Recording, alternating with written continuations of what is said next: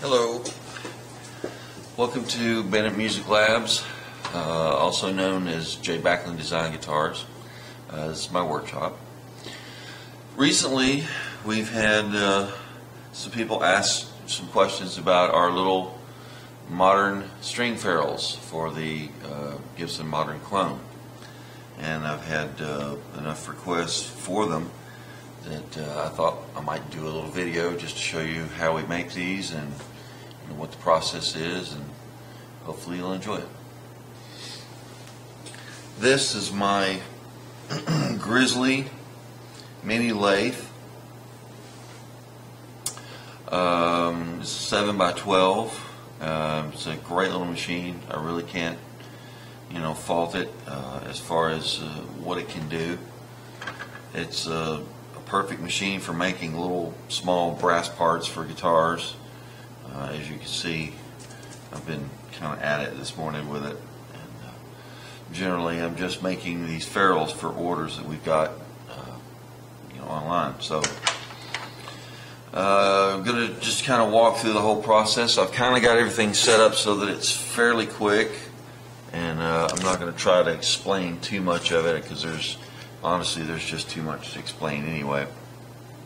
But each one of these tools, there's actually 4 tools on this one holder, and I use 2 of them for making these ferrules. But as you can see, this little quick change holder allows me to just spin it around and change tools very quickly. So you'll probably actually see me do that at least once in this video. We also have to make a couple of tool changes on the drill chuck, which is this, and I'll go ahead and set that up now for the first tool, which is a counter bore, a center drill and a counter bore, or at least that's the way I'm using it. I'm probably doing things improperly, but it works, and I don't argue with what works. Okay. Now this is some 1/4 inch brass round stock. Nothing outrageous. You can pick this up at Ace Hardware just about anywhere. But we've done a facing cut on the front. We have a nice smooth face. And then we're going to take the counter bore or center drill, and we're going to make a center mark, and we're going to take the center mark deep enough to where we get a counter bore that matches this little counter bore that is inside the screw. I guess this would be the screw relief counter bore for the top of the bushing.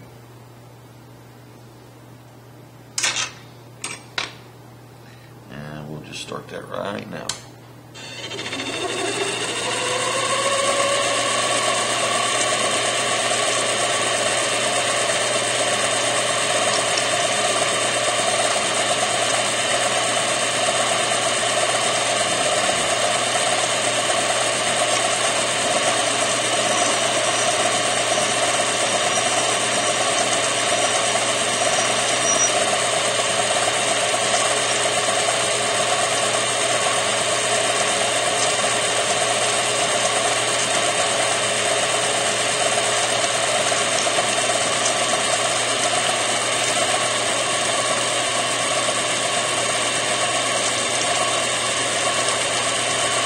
That is our counter bore.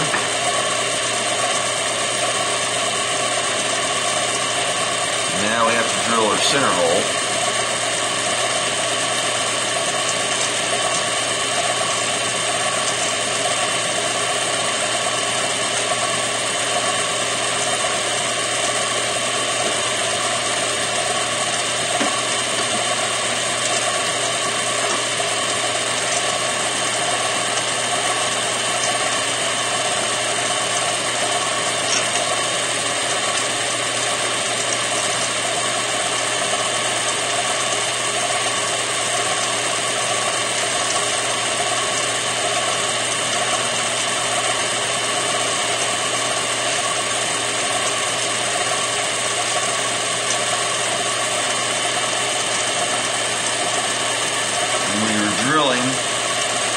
got to back it out, clear the chips out of the hole.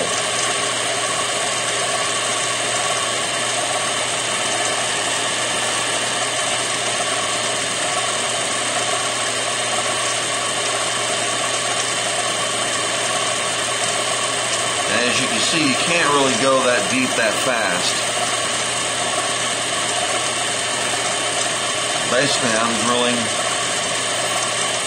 just the depth of 1, maybe 1.5 bushings. So that when we do the cutoff, I can get to the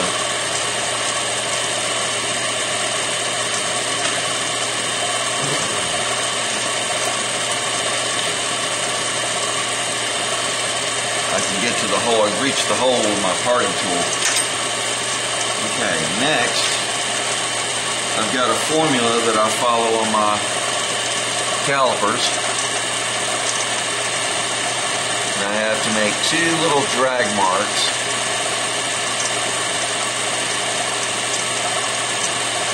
That are set to specific depths. And basically I'm just going to set this on the front of the bushing. Make a little mark, and then take this to my next measurement.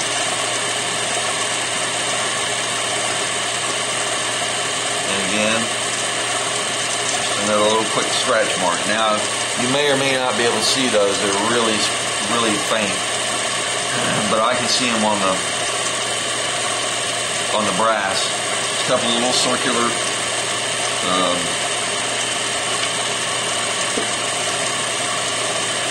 marks.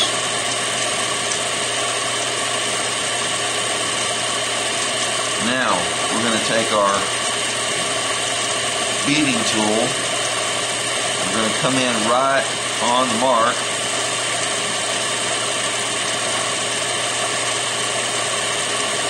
And create our string bead groove.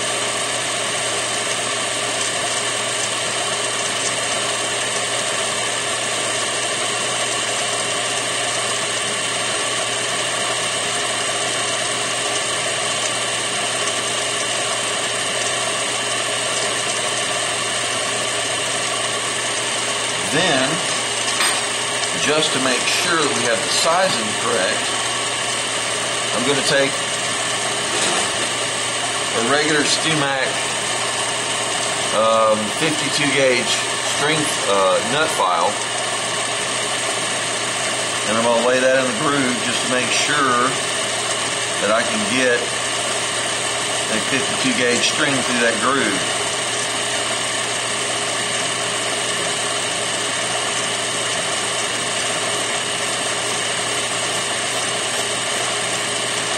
Obviously, that first couple of cuts is the most important. Once you get going, the file cuts pretty smoothly. And I'm just watching that bottom of that groove and making sure that I'm getting the file all the way to the bottom of the groove. Of course, I'm rolling it just back and forth just a little bit. Okay, there's our groove. Now we'll take our quick change and switch to our parting tool. And this is actually one of the trickier parts of this operation. Because if you don't get this parting tool just so, it'll chatter and start to tear up the workpiece. Now what I'm going to do is my line is right here, and I'm going to come in to the left of that line, left from my direction, right from yours, and then I'm going to literally back this tool up this direction until I hit my line. You'll hear this you'll hear the tool. Okay, so now I've got a solid groove cutting, and I'm going to back that up until my little line just disappears. Bam, there it is. Now from here on out, It's about keeping a nice, smooth, steady pace, not letting it chatter.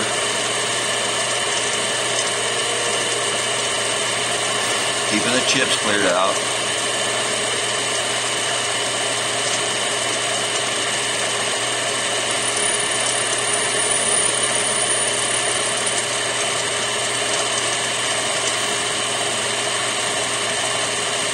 Part just falls right off of my hand.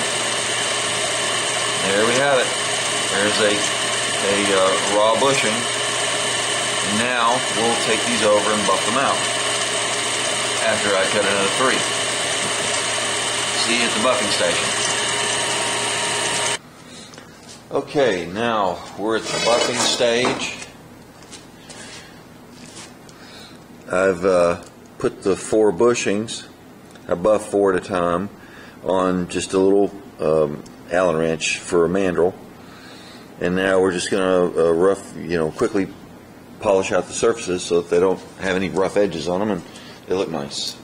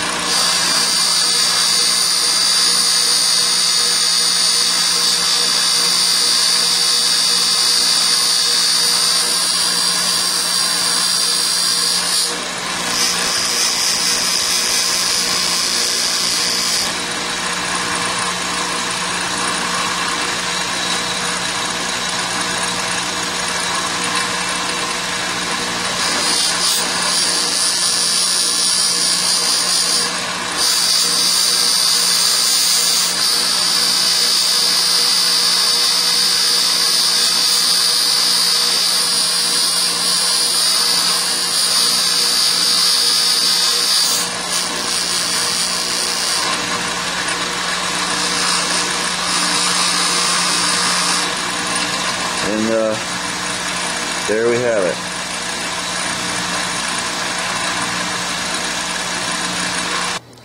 Well, I hope you enjoyed our little demonstration of making the Gibson Moderne string ferrules, and these are parts that I make just primarily for restoration. They don't have anything specific to do with Gibson's current, modern guitars or anything to that effect. But these are just for myself and for people who want to build a classic shaped headstock on a Gibson Moderne. These bushings are not available anywhere else that I know of, and it was sort of a mother of invention necessity kind of a thing that facilitated me building these. So if anybody ever needs any, I'm around, I'm here. Lathe standing by, so just give us a call. Thanks.